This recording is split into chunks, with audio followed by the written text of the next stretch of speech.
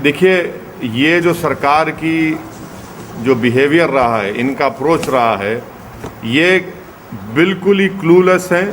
Covid के control इनसे निकल चुका है। इनके पास इंसानियत नाम की चीज़ बाकी नहीं रही है।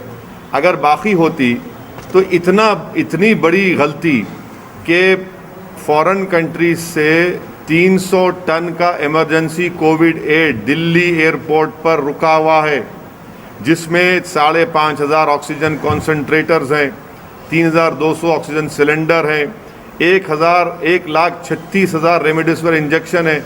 अरे भाई, आप इसको अगर दिल्ली में दे देते, 5 किलोमीटर है जहाँ पर अस्पताल में ऑक्सीजन नहीं मिलने से डॉक्टर्स मर रहे हैं, पेशेंट्स मर रहे हैं, कर्नाटका में मर रहे हैं, आखिर 5 दिन आपको क्यों लगते हैं? आपको पहले से ही मालूम होना चाहिए था, आपको पहले से प्लान बनाना चाहिए था कि रेस्पेक्टिव स्टेट गवर्नमेंट्स को फ़ौरन डिस्ट्रीब्यूट करते, डिसबर्स करते, मगर नहीं। लोग मर रहे हैं ऑक्सीजन से, जिसको भारत में लोगों को ऑक्सीजन कॉन्सेंट्रेटर की ज़रूरत है, सिलेंडर्स की ज़रूरत है, मगर दिल्ली सरकार जो है, दिल्ली के बादशाह सो रहे हैं अपने, इनको कोई पता ही नहीं है। कोई बोलता है एम्पावर्ड ग्रुप ऑफ मिनिस्टर्स, कोई बोलता है कि और मिनिस्ट्री करेंगी। अरे ये वक्त आपको एक्शन लेने का है। आप तो सुप्रीम कोर्ट में जाकर कह दिए कि प्रधानमंत्री और होम मिनिस्टर जिम्मेदार होंगे। इतने लोग मर रहे हैं तो जिम्मेदारी किस पर आएगी?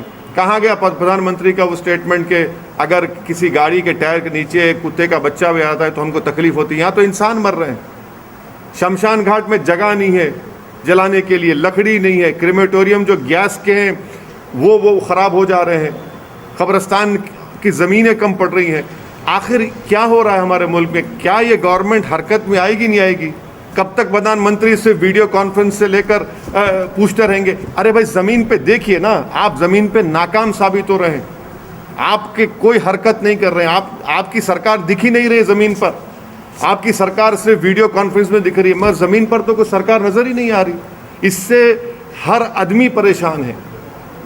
कोई दिन नहीं जाता कि लोगों की आहें, उनका रोना, उनकी तकलीफ़, कहीं बेड नहीं मिल रहा है, इक्विपमेंट की ज़रूरत है। अरे किस ये ऐसे वक्त में आप जीएसटी क्यों लगा रहे हैं? उन लाइफ सेविंग इक्विपमेंट पर निकालिए जीएसटी को, एक टाइम तक निकालिए। और फिर इंपोर्ट ड्यूटी आप रखे क्यों? इंपोर्ट ड्यूटी उसको भी निकालिए। अरे भाई, इस जब फॉरेन कंट्रीज एड दे रही हैं, बांग्लादेश दे रहा है, उज़्बेकिस्तान दे रहा है, सब दे रहे हैं हमको, तो आपको तो ये काम करना चाहिए था ना।